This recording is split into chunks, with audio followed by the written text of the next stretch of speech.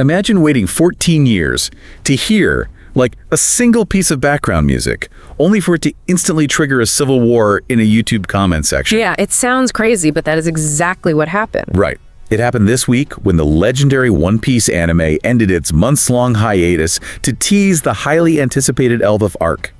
We are looking at thousands of passionate fan comments across 2 official promo videos today. Which is the episode 1156 preview and the new Luminous promotional video. And our mission for this deep dive is really to decode the current emotional state of this massive fandom as they react to the new era. It is absolutely fascinating to witness, honestly. Let's unpack the nostalgia bomb first, because it's like going to your high school reunion and hearing your favorite teenage anthem playing as soon as you walk in. That is a perfect analogy. What caught my eye immediately wasn't even the animation, it was the audio in that preview. They brought back the original background track for the classic theme song, We Are. Wait, really? Just the background track? But why were international fans literally driven to tears over that? I mean, sure, nostalgia is a powerful tool, but it's not just about hearing an old song, right? Well, no, it's about what that specific arrangement signals to you, the audience. Fans were super quick to point out that this exact track hasn't been used since the Marineford arc way back in 2011. Oh, wow.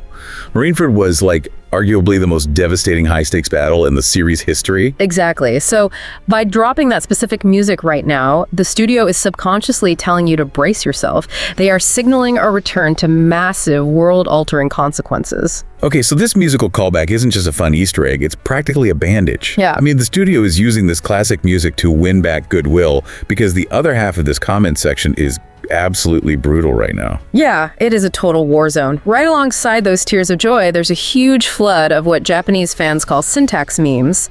In the West, we'd probably just call it copy pasta. Copy pasta, right. But they aren't just spamming nonsense, are they? No, not at all. They are taking standard anime dialogue structures and weaponizing them to mock how long it takes characters to react on screen.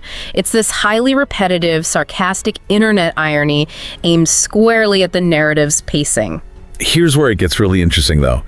Are these commenters actual anti-fans trying to ruin the fun? Or are they just deeply invested superfans using sarcasm to cope with their frustrations? Because One Piece has always had a reputation for slow pacing, you know? I mean, it's definitely the latter. It is entirely a defense mechanism. When you invest 25 years into a story, your expectations become monolithic. Right, you get protective. Exactly. Fans are begging the studio not to pad the runtime with endless flashbacks. They are quoting manga dialogue out of context to prove their point. This sarcasm is a way for highly invested fans to voice their anxiety. They genuinely love the story and are just terrified the pacing will drag out the climax. That makes perfect sense. They've essentially become amateur showrunners. Because they've invested so much time, they treat the pacing and animation choices with the same scrutiny a shareholder gives a quarterly earnings report. That is exactly what it is. And you can see that scrutiny carrying over into the actual production reveals, like the casting announcements. Oh, definitely. The announcement of Yuichi Nakamura voicing the giant Prince Loki just set the comments on fire. It really did. He is a heavyweight in the voice acting industry, and fans immediately recognize that casting him means the studio is treating this specific character with immense gravity. Right. But that casting hype is colliding directly with a really serious debate about the animation style itself. Fans are arguing over whether this months-long hiatus actually resulted in a visual upgrade. Yeah, they are pointing out that the current story tackles incredibly dark, cinematic themes, specifically citing the God Valley incident. And if I understand correctly, God Valley is this brutal, lore-heavy massacre, right? So fans are questioning if the current, maybe somewhat brighter and lighter art style can actually do justice to that heavy tone. That is the core of the debate, yeah. The fans are scrutinizing whether the color palette and animation techniques align with the emotional weight of the source material. It just highlights how the audience is no longer passively consuming media, they are actively auditing it. Which brings us to why this all matters to you. Watching pop culture today is clearly no longer a passive experience. Definitely not. It's about a living, breathing community that dissects every single frame, musical cue, and voice actor announcement. You aren't just watching a story unfold, you're participating in a global, real-time analysis of its execution. Right, the art simply doesn't exist in a vacuum anymore. It exists in constant, messy dialogue with its audience. Which leaves you with an interesting thought to ponder.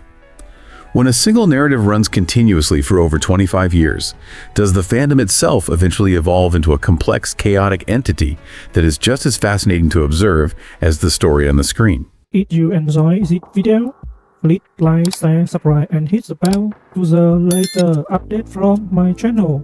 Thank you for watching till the end and see you in the next video.